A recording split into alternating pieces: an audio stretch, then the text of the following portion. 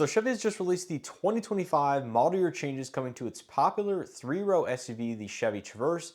And with this new model year comes an entirely new trim level to the lineup, one that's actually going away and no longer going to be available, as well as some general updates and availability to certain features and options. So in this video, I'm going to run through everything that is going away, new features being added, and the general changes across the board for the 2025 model year. Now, unfortunately, I don't have the exact pricing information as of me filming this video, but I will go ahead and update that when I have it available down in the description below, as well as a pinned comment. So make sure you guys check back on this video over the next several weeks, month or so, if you guys are curious about that. But without further ado, let's go ahead and see about everything that is changing for the upcoming 2025 Chevy Traverse. So first up, I want to cover the deletions or the items that are no longer going to be available for 2025 before getting into some of the new features as well as the changes to the packaging.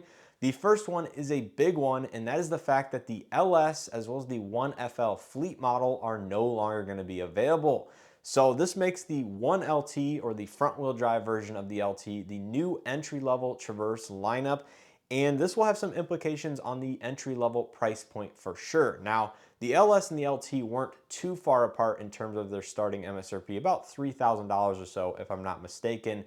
And they did decontent the standard equipment on the LT just a little bit for 2025, maybe to bring the price point of the LT down closer to that of the former LS price point. But nonetheless, interesting to see that the LS as well as that fleet model are no longer going to be available order for 2025. Next up, we have two different order codes for the 3 years of OnStar remote access is no longer going to be available. Not exactly sure if that means the 3 years of OnStar remote access in general is going away, or if that is just, listed here on the deletions for those particular order codes. Next up, we have one of the heated wiper parks or not equipped with heated wiper parks is going away, likely due to supply chain essentially allowing them to now equip them with heated wiper parks. So essentially, I think that's saying that the ones that were built without the heated wiper park are now going to be, all built with the heated wiper park in the trim levels that that feature is found on. So no big issue there. We have the alternator 170 amps, the LPO trailer hitch removable are no longer going to be available as well. And that is because they're making the trailering package standard equipment on every single Traverse LT. And of course, that was already standard on those higher trim levels. So essentially, every single Traverse for 2025 will come with the trailering package as standard. And that also includes the slightly larger alternator. And then likely don't need that, hitch accessory anymore as an LPO option. And then finally, we have another big change in the lineup, at least in my opinion, and that is the jet black cloth is removed from the Z71 trim level. So now all Z71 Traverses will come with the EvoTex leatherette interior. So you can no longer get the cloth on the kind of entry level Z71 and then the optional EvoTex. Instead, they're all going to come with the EvoTex, which to me is a good upgrade for that particular trim level and that price point that it does come in at. I personally have only had experience with the Z71 and the EvoTex interior here on the channel, but I don't think the cloth really suited that particular price point in trim. But there are going to be some people out there that are a little bit bummed about that, and ultimately it just comes down to personal preference. But to me, I think that is a welcome change. So that is going to do it for all the items that they mentioned that are deletions for the 2025 model year. Now moving into the new features or some of the new packaging for the 25 models. And again, starting out with a huge one, and that is the return of the high country trim level.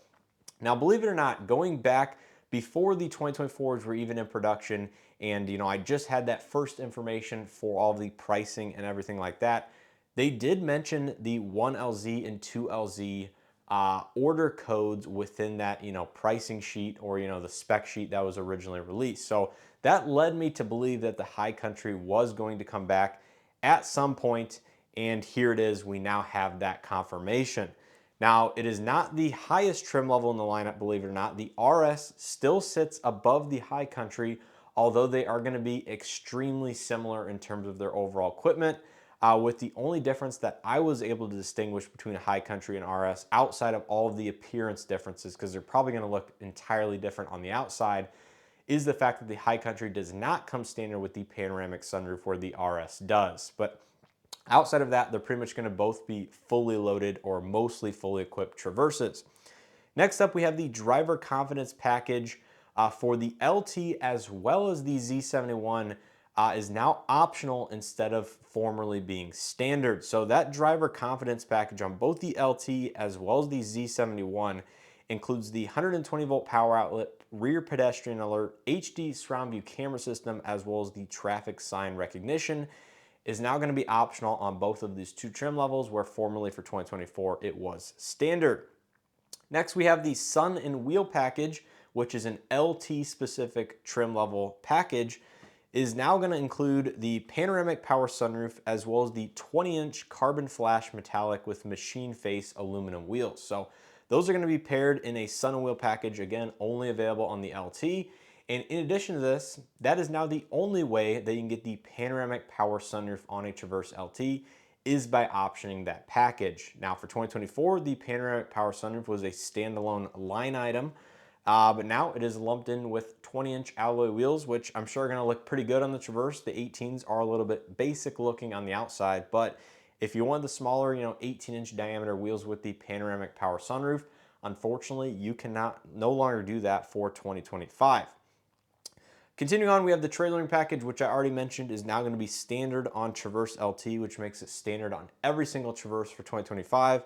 We have the 22-inch aluminum wheels, which are the ones specific to the High Country. So the High Country as well as the RS will both have 22-inch alloy wheels, just with totally different designs and whatnot. And then finally, we do have a new LPO wheel, 22-inch bright aluminum being added to the available lineup on select trim levels. So that is going to do it for all of the changes to the 2025 Chevy Traverse across the lineup.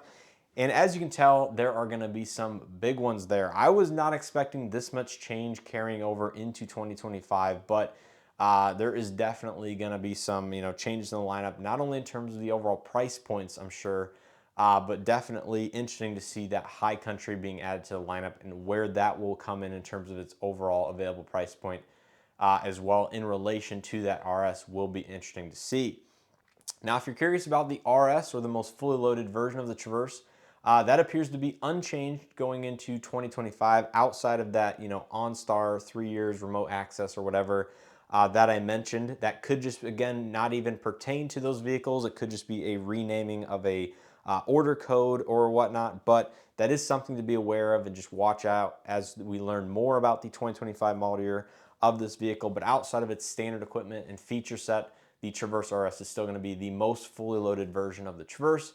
But it will be interesting to see, like I said, where they price that High Country, given it does not come with the panoramic power sunroof. Still has Super Cruise, still has all the heated and ventilated seats, heated second row, etc. as the RS. So I assume the two will be very similar in price points, but maybe just a hair less for a High Country.